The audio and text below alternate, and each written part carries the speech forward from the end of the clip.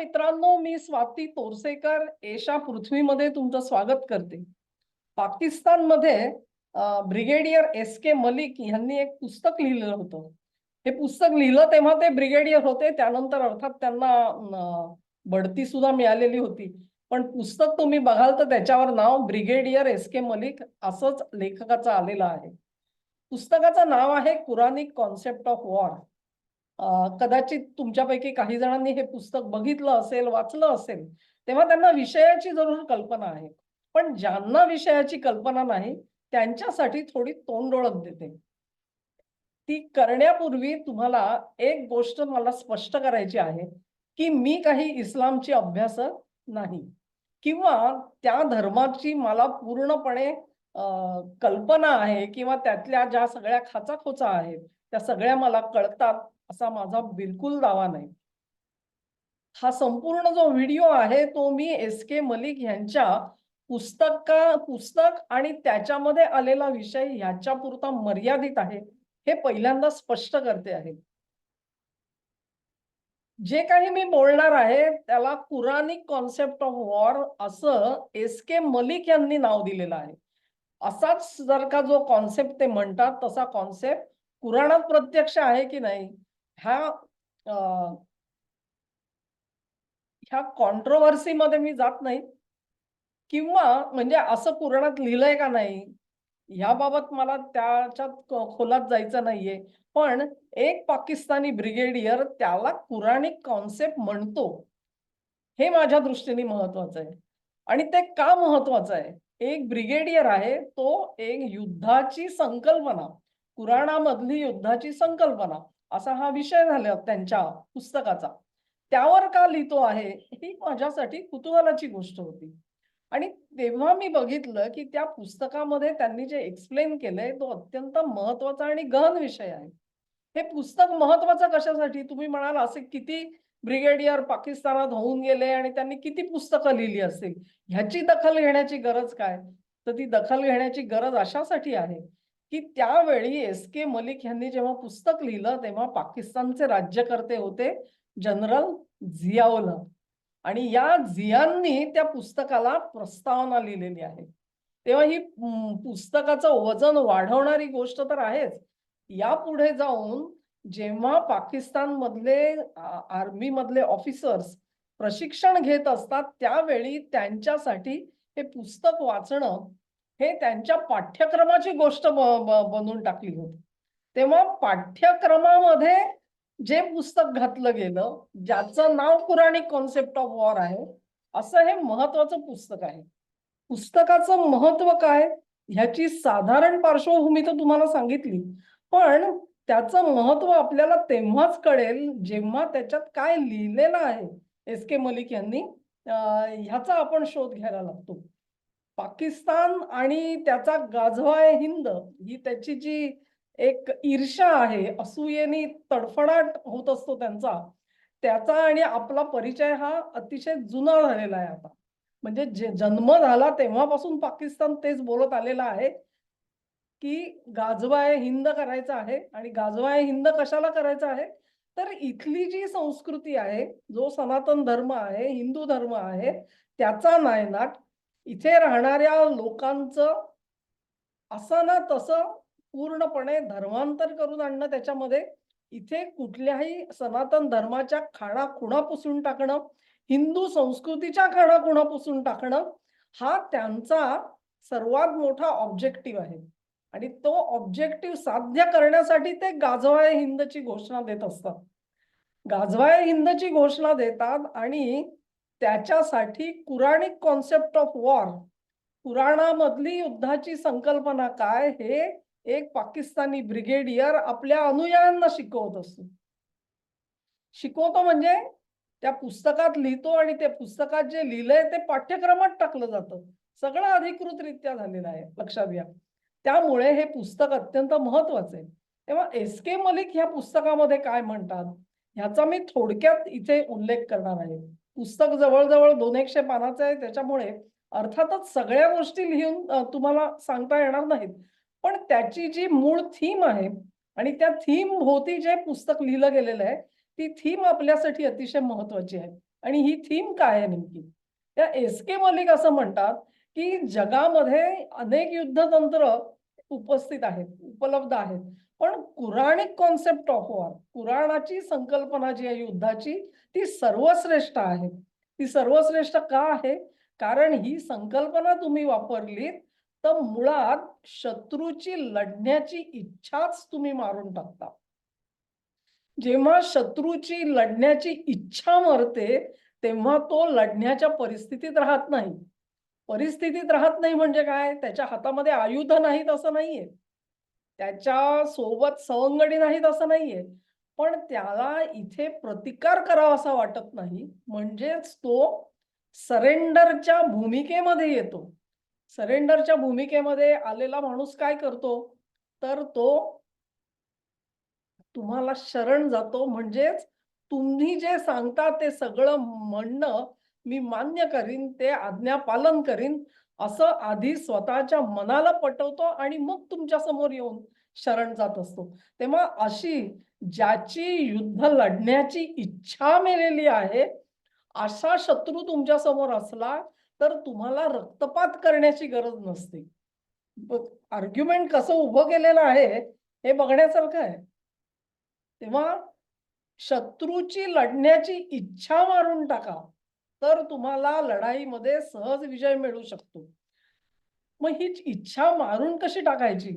तर ती मारून टाकण्यासाठी दहशत निर्माण करा, जरब निर्माण करा आणि ती जरब, ती दहशत अशी असली पाहिजे, की शत्रूला कळलं पाहिजे, की आपल्याला लढून काही उपयोग नाही.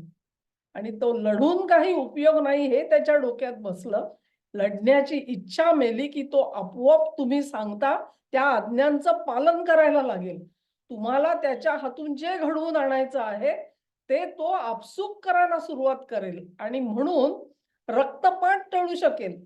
जर रक्तपात टाळायचा असेल, कमीत कमी अ, रक्त सांडून तुम्हाला जर का लढाई जिंकायची असेल, तर तुमच्यासाठी युद्धाची कुराणामधली संकल्पना ही महत्वाची आहे, कारण ती सर्वश्रेष्ठ आहे.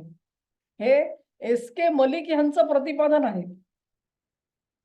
आता साधी गोष्ट आपण बघू, याची जी प्रत्यंतर आहेत, ती प्रत्यंतर आज तुम्हाला आणि मला आपल्या रोजच्या जीवनामध्ये येत आहेत. मग तो लँड जिहाद असेल, लव्ह जिहाद असेल, फूड जिहाद असेल, नाहीतर आणखी काही असेल. या सगळ्यामधून आपण ज्या गोष्टीला सामोरे जातोय, ते सामोरे जाण्यामधून तुमच्या मनावरती असा परिणाम केला गेलेला आहे, की तुम्हाला तुमच्या देशाचा कायदा पाळायचा नाहीये. तुम्हाला आम्ही सांगतो तो कायदा आहे आणि तो कायदा तुम्हाला पाळायचा आहे, हे तुमच्या मनावर बिंबवलं जातंय. तुम्ही एक तो मौलवीची कदाचित व्हिडिओ बघितला असेल आणि त्याला विचारलं जातं, की ही अल्पवयीन मुलगी आहे, तिच्यावरती का बलात्कार झाला? तेव्हा तो म्हणतो, की एकदा मासिक पाळी आल्यानंतर ती मुलगी उपभोग्य झालेली आहे आणि तिचा उपभोग घेतला तर त्याच्यामध्ये काही वावग नाही. असं तो सांगतो. आता त्याच्या मागे त्याच्या मनात काय आहे मला माहिती नाही.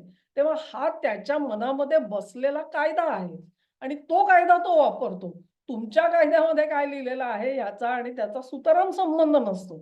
अशा पद्धतीने त्याच्या मनामध्ये जे कायदे आहेत, ते कायदे ते तुमच्यावर लादत जातात.